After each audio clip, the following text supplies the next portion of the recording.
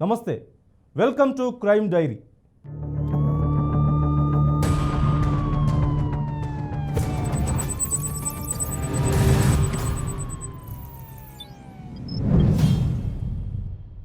ఓవైపు మత్తు మాఫియాని కాకీలు కటకటాల్లోకి నెడుతుంటే బెట్టింగ్ బ్యాచ్లు బెండు తీసినా రెచ్చిపోతూనే ఉన్నాయి. క్షణికావేశాలు, అనాలోచిత నిర్ణయాలతో బంగారు భవిష్యత్తుని యువత నాశనం చేసుకుని కన్నవారికి అపకీర్తిని కట్టబెడుతున్నారు. ఇక పెంపుడు పిల్లి కోసం ప్రాణం తీసుకున్న 5గురు ఎవరు? ఆ రోజు క్రైమ్ డైరీలో అసలు ఏం జరిగింది చూద్దాం.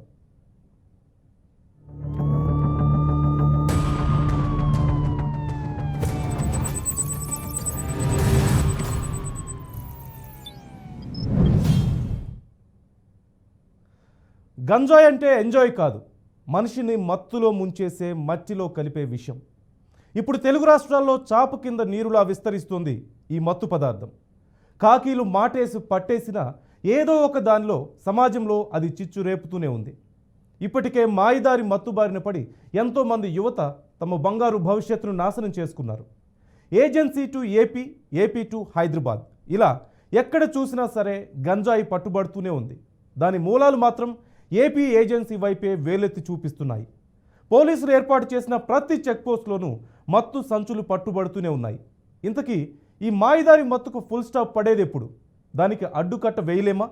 క్రిమినల్స్ ఎత్తులకు అధికారులు పై ఎత్తులు వేయలేరా?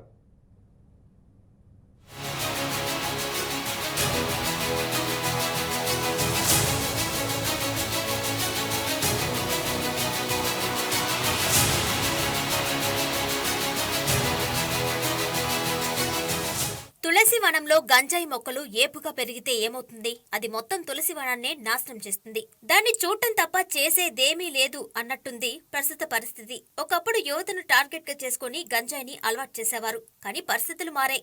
ఇప్పుడు వారి కన్ను పచ్చని విద్యాలయాలపై పడ్డాయి. బడి పిల్లలకు సైతం ఈ బద్మాష్ అలవాటును నేర్పుతున్నారు కేటుగాలు.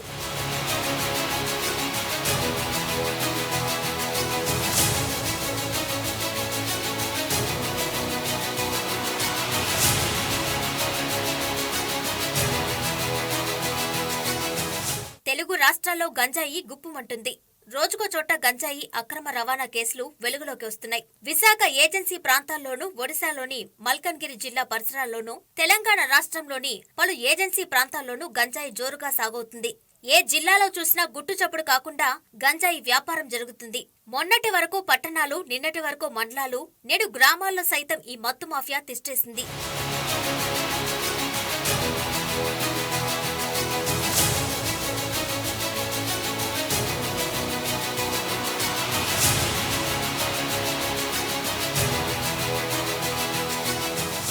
గత కొన్నాళ్ల నుంచి తెలుగు స్టేట్స్ లో గంజాయి ఘాటు గుప్పుమంటుంది. ఎక్కడ పడితే అక్కడ విచ్చలవిడిగా లభ్యమవుతుంది. దేశంలో ఎప్పటి నుంచో గంజాయి ఆనవాళ్లు ఎక్కడో ఒక దగ్గర లభిస్తున్నా ఈ మధ్య ఎక్కువగా పట్టుబడుతుంది. పట్టుబడితేనేం, మళ్లీ తీసుకొద్దాం, అమ్మేద్దాం, సొమ్ము చేసుకుందాం అనే రీతిలో కేటుగాళ్లు తయారయ్యారు. ఈ గలీజ్ దందాలో ఆడవారు సైతం ఉన్నారు అంటే నమ్మక తప్పదు. బయట ప్రపంచానికి తెలియకుండా ఇప్పటికే ఎన్నో జీవితాలు గంజాయికి బలయ్యాయి. అయితే మన దగ్గర గంజాయి వాడకం కొత్తేమి కాదు, ఎన్నో సంవత్సరాల నుంచి వాడకంలో ఉంది. కాగా 35 ఏండ్ల కిందట గంజాయి వాడకాన్ని బ్యాన్ చేశారు. కానీ ఈ మధ్య దాని ప్రభావం ఎంతంటే కాలేజీ విద్యార్థుల్ని బలి తీసుకునేంత తయారైంది.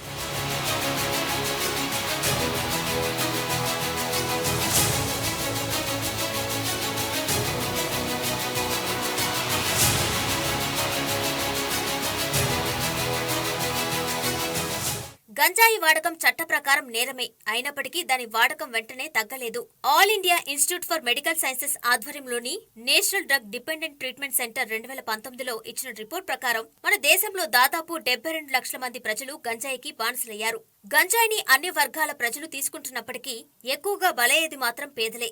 విధి సెంటర్ ఫర్ లీగల్ పాలసీ ఇచ్చిన నివేదిక ప్రకారం గంజాయి వాడి అరెస్ట్ అయి జైలుకు వెళ్లిన వాళ్లలో ఎక్కువగా రోజువారీ కూలీలు, మురికివాడలో బతికే వాళ్లున్నారు.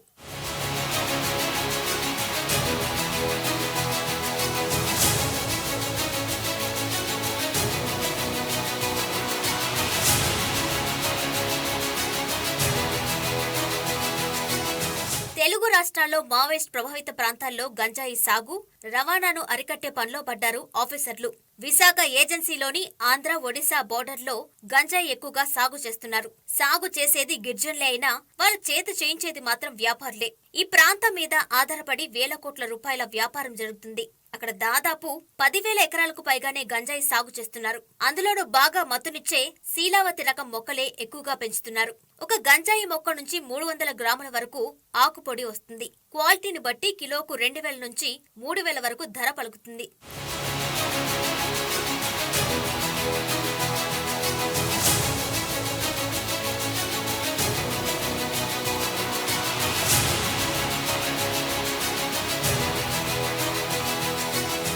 తాజాగా ఒంగోలులోని చీమకుర్తిలో గంజాయి పట్టుపట్టం అక్కడ కలకలం రేపింది.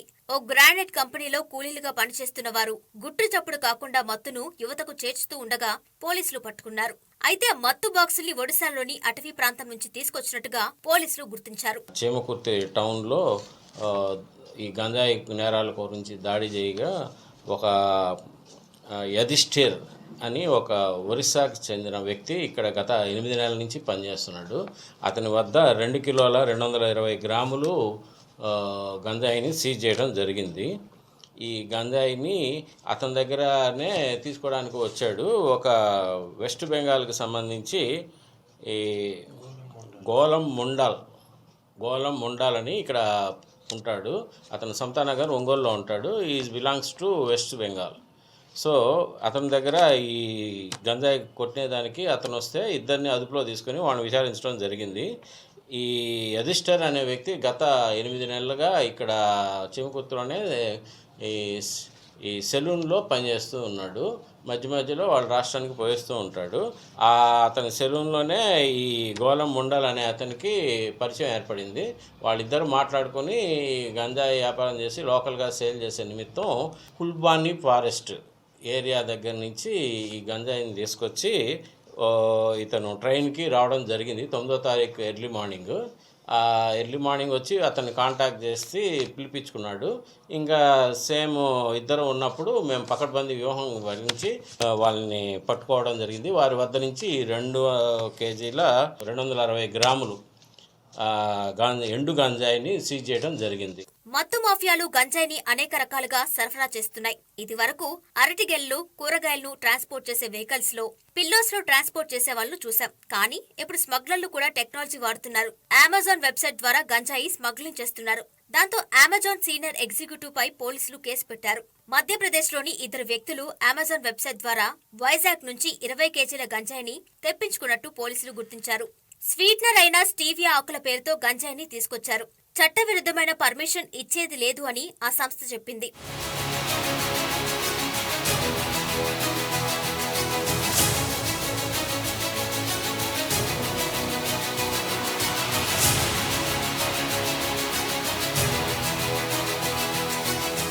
మొత్తంగా అధికారులు ఎన్ని అడ్డుకట్లు వేసినా నేరగాళ్లు మాత్రం వాటిని జంప్ చేస్తూ మరి అక్రమ వ్యాపారాలను సాగిస్తున్నారు. గంజాయి ఘాట్ని అరికట్టాలి అంటే ప్రజల్లో అవగాహన సైతం అవసరమని, ఆ దిశగా అడుగులు వేస్తే మత్తు ముఠాలకు చెక్ పెట్టొచ్చని చెప్తున్నారు పలువురు సీనియర్ పోలీస్ అధికారులు.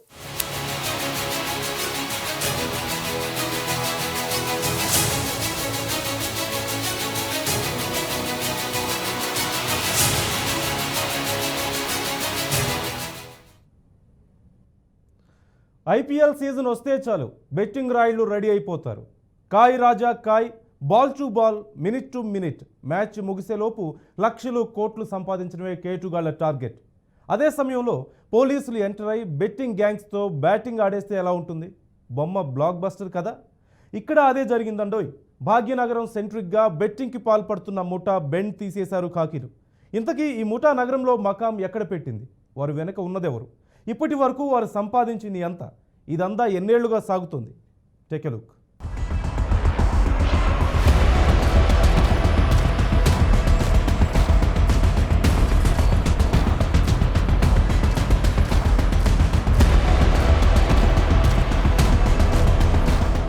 ప్రస్తుతం ఐపీఎల్ క్రికెట్ టోర్నీ జరుగుతున్న వేళ దేశవ్యాప్తంగా ఐపీఎల్ ఫీవర్ నడుస్తోంది.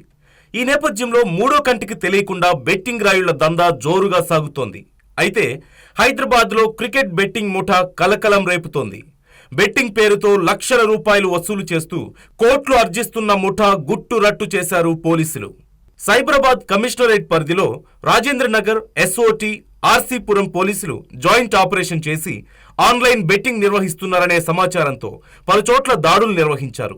ఈ దాడుల్లో ఆన్లైన్ బెట్టింగ్లు నిర్వహిస్తున్న ఒక గ్యాంగ్ను అరెస్ట్ చేసినట్లుగా సైబరాబాద్ ఎస్ఓటి డీసీపీ శ్రీనివాస్ తెలిపారు. వారి నుంచి 18 లక్షల నగదుతో పాటు బ్యాంకులో ఉన్న మరో 18,34,000 సీజ్ చేశారు. క్రికెట్ ఆన్లైన్ బెట్టింగ్ టీము ఒక ముఠాను పట్టుకోవడం జరిగింది. వాళ్ళతోని పట్టుకున్న తర్వాత ఒక ఇద్దరి పంటర్స్ని మళ్ళీ తర్వాత బుక్కీస్ని అరెస్ట్ చేయడం జరిగింది. వాళ్ళ ద్వారా మొత్తం 37,84,098 రూపాయలు, 918 రూపాయలు వాళ్ళ దగ్గర నుంచి జప్తు చేయడం జరిగింది. దాంట్లో నెట్ క్యాష్ వచ్చేసి 18,50,000 రూపాయలు. దీనికోసము వాళ్ళు వాళ్ళ సొంత అకౌంట్స్ అవి కూడా యూజ్ చేయడం జరిగింది. సోను అని చెప్పేసి ఢిల్లీ నుంచి మెయిన్ ఆర్గనైజర్ ఎవరైతే ఉన్నారో వాడు వివిధ రాష్ట్రాల్లో కూడా ఆర్గనైజ్ చేస్తున్నాడని తెలుస్తూ ఉంది. వీళ్ళకు కూడా వాళ్ళ ద్వారా ఒక యాప్ క్రియేట్ చేయడం జరిగింది. బెట్టింగ్ ముఠా బెండు తీసిన పోలీసులు వారి నుంచి మొత్తం 37,84,918 రూపాయలు స్వాధీనం చేసుకున్నారు. ఢిల్లీ కేంద్రంగా ఒక ఆన్లైన్ యాప్ తయారు చేసి క్రికెట్ బెట్టింగ్ నిర్వహిస్తున్నట్లుగా పోలీసులు వెల్లడించారు. హైదరాబాద్ కేంద్రంగా రామకృష్ణ గౌడ్, ఉపేంద్ర గౌడ్లు ఈ బెట్టింగ్ దందా నడిపిస్తున్నట్లుగా పోలీసులు గుర్తించి వారిని అదుపులోకి తీసుకున్నారు. ఈ బెట్టింగ్ గ్యాంగ్లో ఇంకా ఎవరెవరి ప్రమేయం ఉందని పోలీసులు దర్యాప్తు చేస్తున్నారు. 18,34,918 రూపాయలు వివిధ డిఫరెంట్ బ్యాంకులలో ఐడెంటిఫై చేసినాము. అటువంటి 5 అకౌంట్స్ కూడా సీజ్ చేయడం జరిగింది. దీంట్లో రామకృష్ణ గౌడ్ అని చెప్పేసి మళ్ళీ తర్వాత ఉపేందర్ గౌడ్ అని చెప్పేసి ఇద్దరు అన్నదమ్ములు ఆర్సీపురం ఏరియాలో ఉంటారు. ఇద్దరు కూడా గత 2 సంవత్సరాలుగా ఆన్లైన్ క్రికెట్ బెట్టింగ్ ఆర్గనైజ్ చేస్తూ డబ్బు సంపాదిస్తూ ఉన్నారు. నైస్ 7777 అనే యాప్ తయారు చేసినారు. నైస్ 7777 అనే యాప్ ద్వారా ఫంటర్స్ ద్వారా పాత ఫంటర్స్ ఎవరైతే ఉంటారో ఎప్పుడు రెగ్యులర్గా 2 సంవత్సరాలుగా వీళ్ళ ద్వారా ఆధ్వర్యంలో ఆడుతూ ఉన్నారో వాళ్ళకి యూజర్ నేమ్ క్రియేట్ చేసి ఇచ్చేసి వాళ్ళ ద్వారా బెట్టింగ్ నడిపిస్తూ ఉన్నారు. ఈ బెట్టింగ్ నడుస్తున్న సందర్భంగా నిన్న 2 మ్యాచ్లు జరిగినాయి. ఆ మ్యాచ్లో బెట్టింగ్ జరుగుతూ ఉంది. వీళ్ళు ఆన్లైన్ బెట్టింగ్ చేపిస్తున్నారనే సమాచారం మేరకి మన Cyberabad SOT Rajendra Nagar team and RC Puram police జాయింట్గా ఆపరేషన్ ప్లాన్ చేసి వాళ్ళని పట్టుకోవడం జరిగింది. మరోవైపు హైదరాబాద్ మియాపూర్లోనూ బెట్టింగ్ ముఠా గుట్టురట్టు చేశారు అధికారులు. మియాపూర్లోని సర్వీస్ అపార్ట్మెంట్లో క్రికెట్ బెట్టింగ్ జరుగుతున్నట్లుగా పక్కా సమాచారంతో టాస్క్ ఫోర్స్ పోలీసులు దాడులు చేశారు. ఈ సోదాల్లో 50 లక్షలు స్వాధీనం చేసుకున్నట్లుగా అధికారులు తెలిపారు. దానికి సంబంధించి 4గురిని అధికారులు అరెస్ట్ చేసినట్లుగా తెలిపారు. ప్రధాన నిందితుడు పల్నాడు జిల్లా నరసరావుపేటకు చెందిన శాఖమూరి వెంకటేశ్వరరావు ఆధ్వర్యంలో బెట్టింగ్ జరుగుతున్నట్లుగా పోలీసులు గుర్తించారు. కాగా ప్రధాన నిందితుడు చిన్ను పరారీలో ఉన్నట్లుగా పోలీసులు తెలిపారు.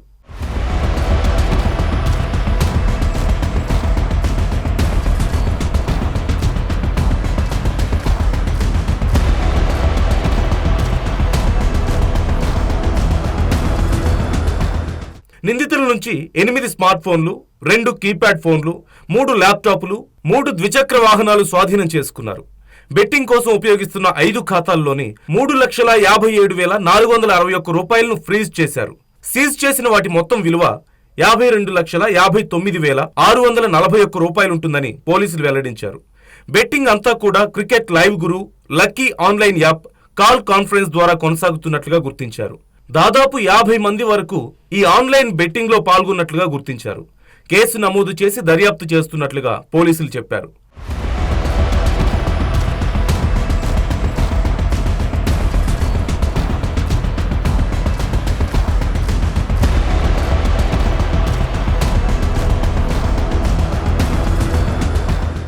సాఫ్ట్వేర్ ఆఫీసుల్ని తలపించేలా కార్యాలయం, ఒక్కొక్కరికి ఒక్కో కంప్యూటర్, సమర్థవంతంగా పనిచేసే వ్యక్తులు. అయితేనేం చేస్తున్నది చెడు పని కాబట్టి పాపం ఏదో ఒకరోజు బయటపడుతుంది. అలా వారందరినీ పోలీసులు కటకటాల్లోకి నెట్టారు. అందుకే బెట్టింగ్ అనేది ఒక చెడు వ్యసనం, దాని జోలికి పోవద్దు అంటున్నారు అధికారులు.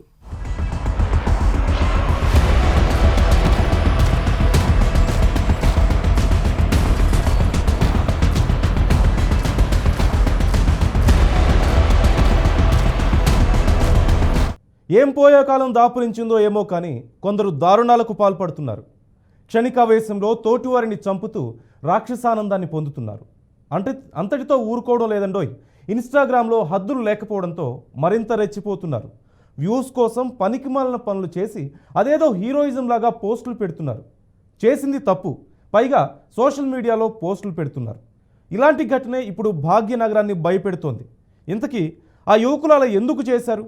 క్షణికావేశంలో చేసిన తప్పుకి జీవితాంతం కటకటాల పాలై అటు కన్నవారి ముందు ఇటు సమాజం ముందు దోషులుగా నిల్చున్నారు. అనాలోచనతో చేసిన పనులతో వారు అసలు సాధించిందేంటి?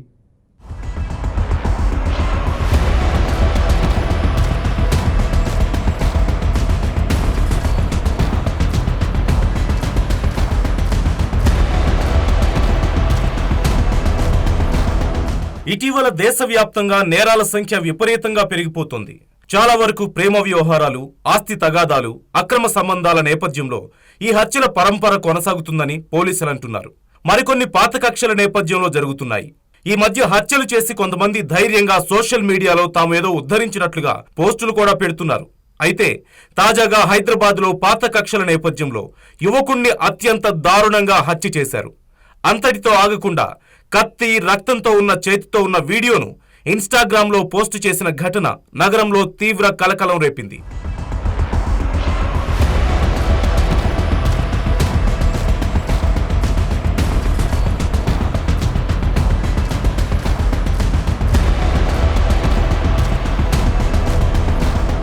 హైదరాబాద్ బాచుపల్లిలో ఇద్దరు యువకులు పేట్రేగిపోయారు. హైదరాబాద్ బాచుపల్లిలో తేజస్ అనే యువకుడిని 2024 ఏప్రిల్ 7న అర్ధరాత్రి సమయంలో గుర్తు తెలియని వ్యక్తులు వేటాడి మరీ తలపై బండరాలతో కొట్టి 12 కత్తిపోట్లు పొడిచి దారుణంగా హతమార్చిన ఆ వీడియో ఇన్స్టాగ్రామ్లో పోస్ట్ చేశారు. అంతటితో ఆగకుండా గొప్ప పని చేశామని చెప్పుకుంటూ డాన్సులు చేస్తూ రెచ్చిపోయారు. హత్య చేస్తున్న వీడియోను చిత్రీకరించి పోస్ట్ చేయడంతో ఆ వీడియో ఇప్పుడు సామాజిక మాధ్యమాల్లో వైరల్ అయింది.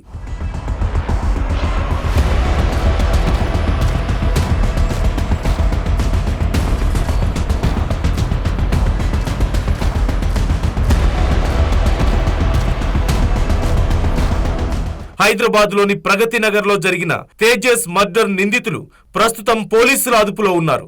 అయితే పోలీసుల కస్టడీలో సంచలన విషయాలు బయటకొస్తున్నాయి. తేజస్ మర్డర్ వెనుక మరో హత్య ఉందంటూ చెబుతున్నారు నిందితులు. తేజస్ హత్య కోసం నిందితులు వారం ముందు నుంచి ప్లాన్ చేశారు. పక్కా ప్లాన్ ప్రకారమే అతన్ని హతమార్చారు. అయితే తేజస్ ను చంపడానికి కారణం తమ ఫ్రెండ్ తరుణ్ రాయ్ అని చెబుతున్నారు. తరుణ్ రాయ్ని చంపడానికి తేజస్ ప్లాన్ చేశాడని, అందుకే అతన్ని చంపాలనుకున్నామంటూ నిందితులు చెబుతున్నారు.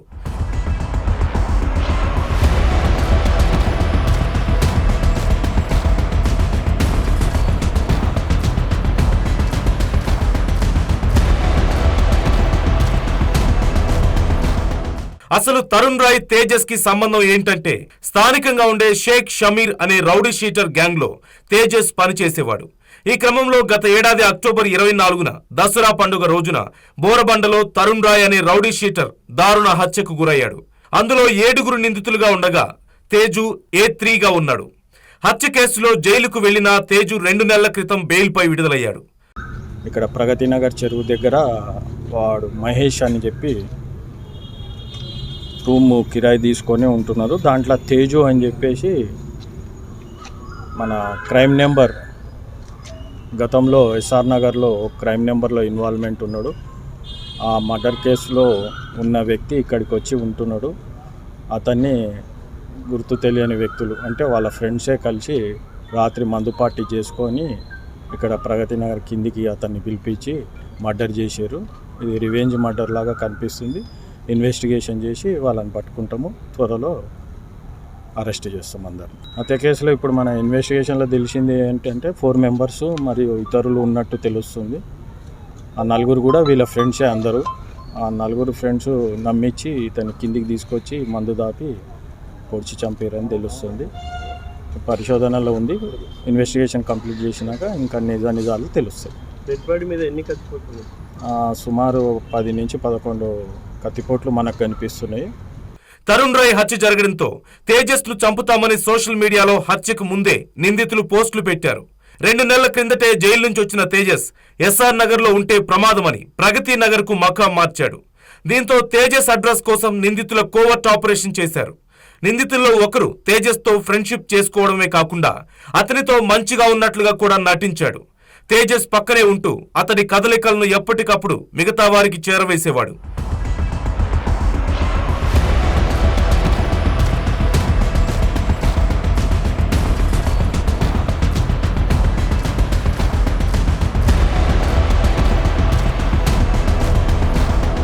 ఈ క్రమంలో వారం క్రిందటే నిందితులు హత్య చేయడానికి వచ్చారు. అయితే ఆ రోజు తేజస్ ఇంట్లో లేకపోవడం వలన తప్పించుకోగలిగాడు. దీంతో అప్పటికి ప్లాన్ విరమించుకున్న నిందితులు తేజస్ హత్యకు ఆదివారం రాత్రి పక్కా ప్లాన్ వేసుకున్నారు. ప్లాన్లో భాగంగానే నిందితుల్లో ఒకరు మందు పార్టీ ఏర్పాటు చేసుకున్నాడు. అప్పటి నుంచి మిగతా వారు తేజస్ ఇంటి బయట మాటు వేశారు. తేజస్ బాగా తాగాక అతన్ని బయటికి తీసుకొచ్చిన నిందితులు వెంటనే హత్య చేశారు. అయితే అతన్ని హత్య చేసిన వారిలో కొంతమంది మాత్రమే పోలీసులు పట్టుకోగలిగారు. మిగతా వారంతా పరారీలో ఉన్నారు. వారిని పట్టుకునేందుకు కూడా పోలీసులు గాలింపు చర్యలు చేపట్టారు.